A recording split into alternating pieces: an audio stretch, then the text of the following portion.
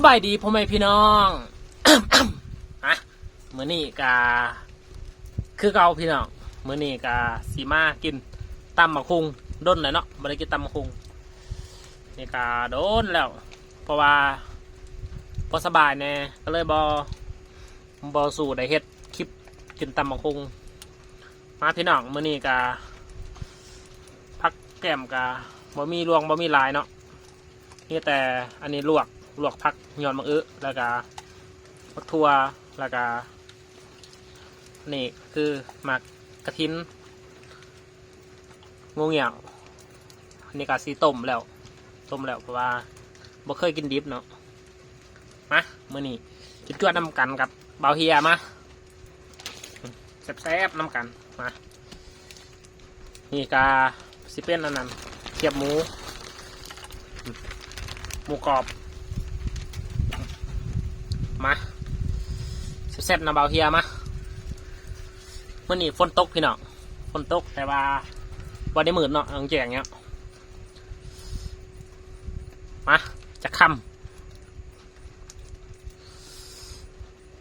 อุ้ยสุดยอดพี่น้องแล้วดูนี่ก็เป็นช่วงฤดูพ้นแน่ก็บ่ค่อยมีแนวกินปันใดเนาะก็เลยมื่อนี้มากินตำมะคุงแซ่บๆน้ำกันมาจุดๆน้ำเอาเพียมานี่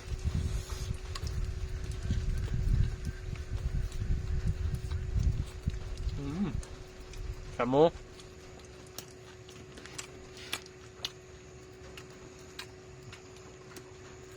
มันนี่กาอยู่ไฮอยู่ส่วนคือเก่าพี่น้อง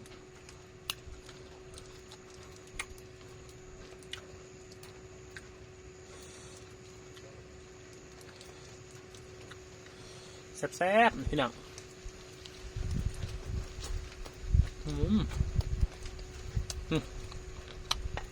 ผักถั่วกรอบ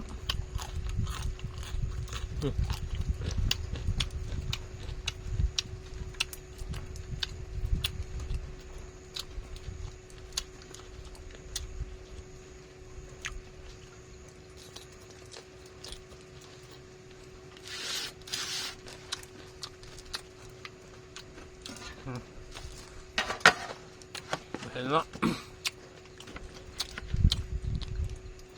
มื่อนี้กามากินเข่าอยู่ไฮคือเกาเขียบหมูแคบหมูเนี่ยมันสิประกอบแล้วเนาะเพราะว่าคอยใส่ไว้ในตู้เย็นคืนนึงเนาะ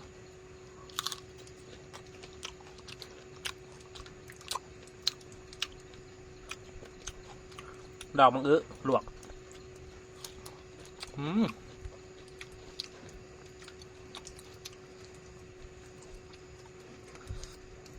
แซ่บหลายพี่น้อง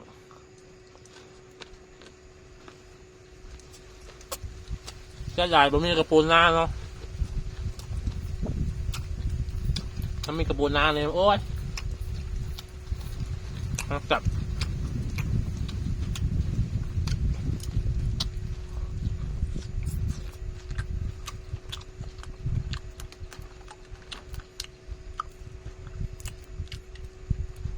เก็บมาไม่จากต้นเลยเนี่ย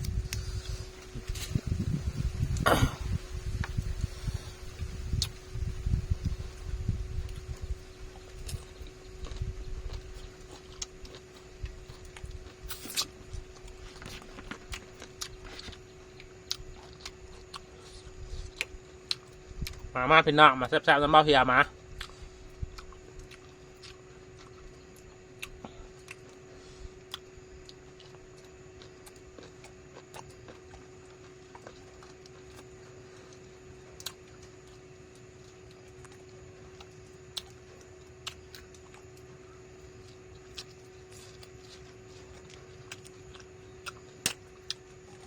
มันพักลวกเนาะ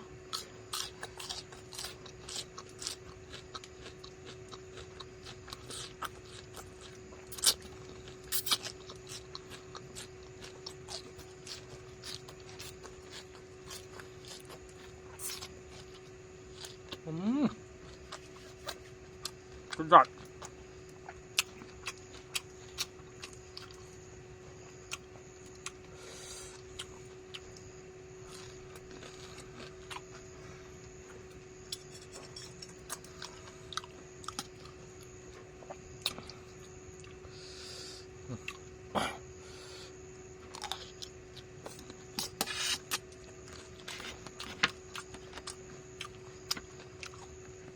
แซ่บๆพี่น้อง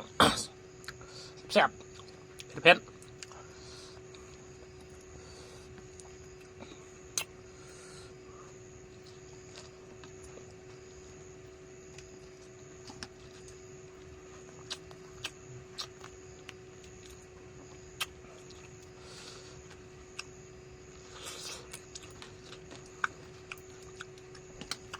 เอาคุยกับตำบักหุ่งเนาะจังหน่อยเนาะ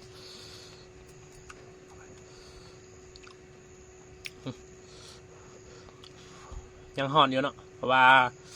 ออกมันใหม่เลย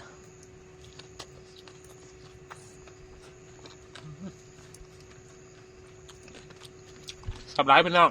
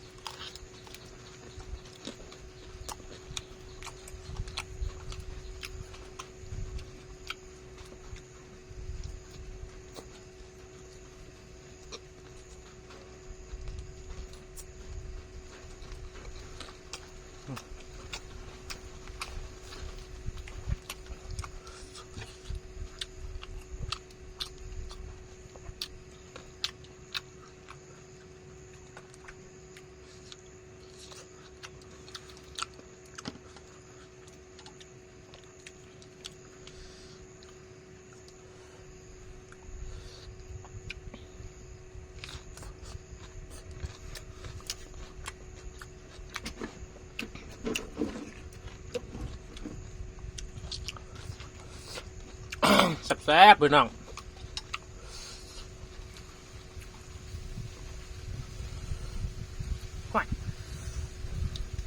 เริ่มเผ็ดแล้วเนาะกินตำมะคุ้งกับกินแบบเผ็ดๆนี่เลยจังแซ่บ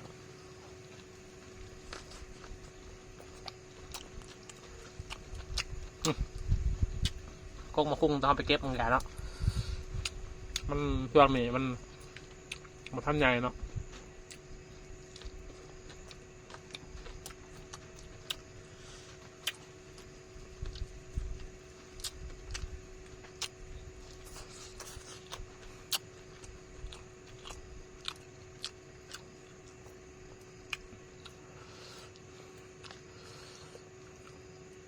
โคตรแซ่บกินตำมะคุ้งลวกผักเนี่ยเขากันนะ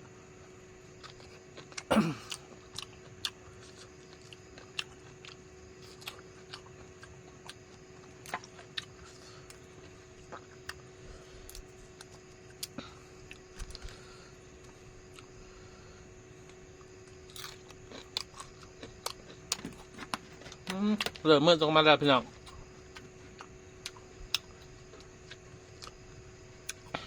บนสิตกเข้ามาเราประจำเนาะ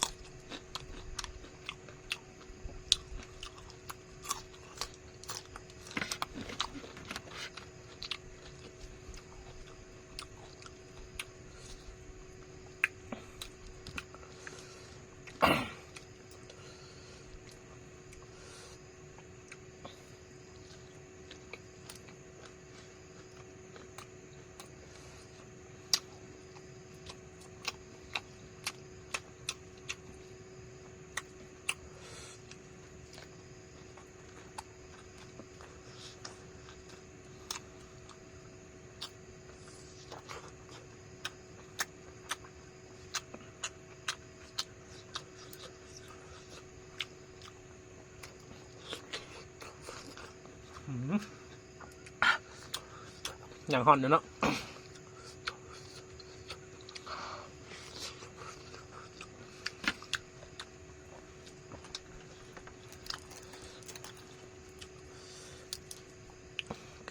งามๆนี่เรียกกินเพียงให้ส้มตำมีแบบตำกุ้งมันมีกุ้งเนี่ยกะตำหอยกับแกล้มหนูอะแซ่บ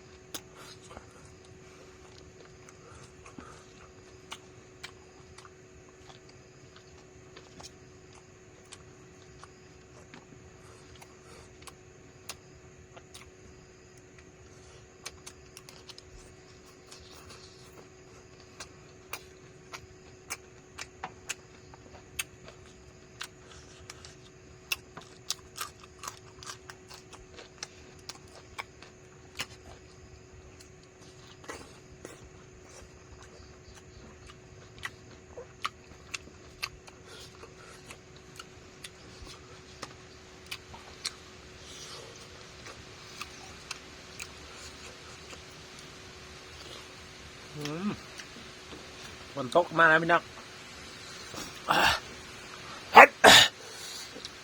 เป็นยังเบาๆขอโทษขออภัยพี่หลังหลาย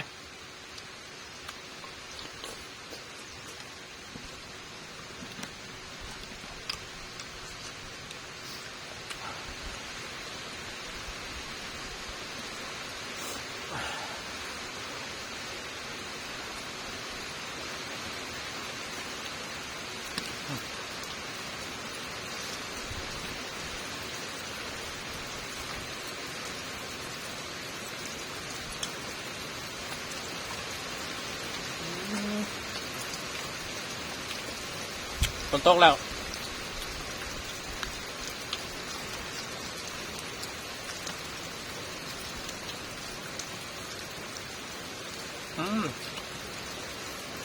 เขาจะกินแต่ในเนาะเพราะว่าในมัน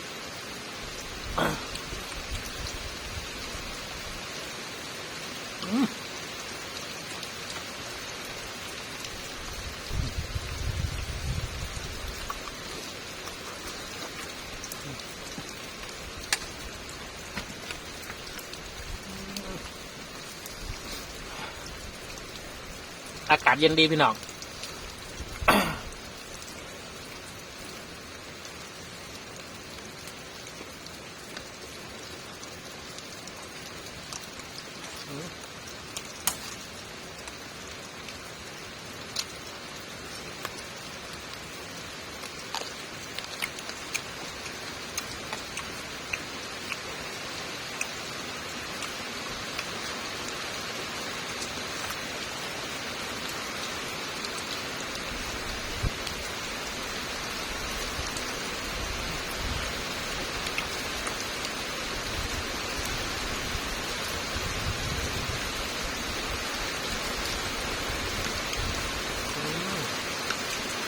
ฝนตกแล้วทั้งเสียงฝนมันตก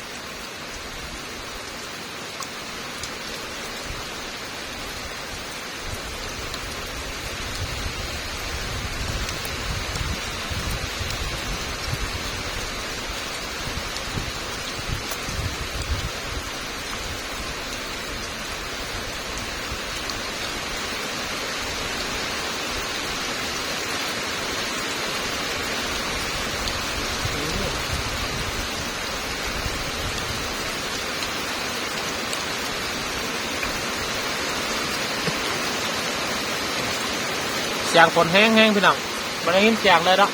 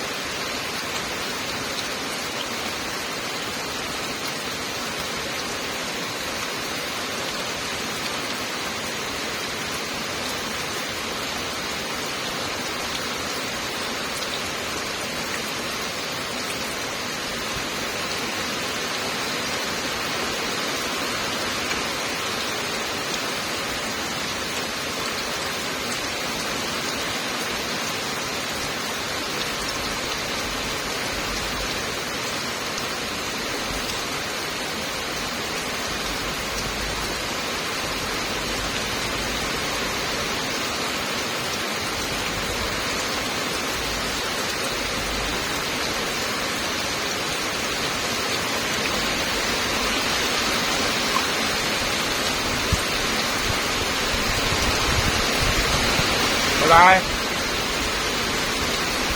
อย่างไรกาฝากพี่ฝากน้องว่าจะเป็นน้องฝั่งไทยฝั่งลาวฝากกดไลค์กดแชร์เบาเฮียอะไรเด้อขอบคุณขับใจหลายๆเนาะที่เขามาเบิ่งคลิปเนาะ